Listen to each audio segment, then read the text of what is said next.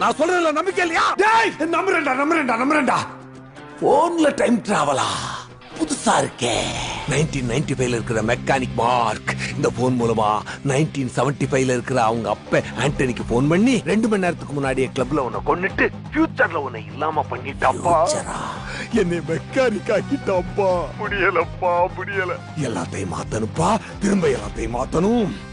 பா நீ ஆண்டனி கொல்ல போட்டு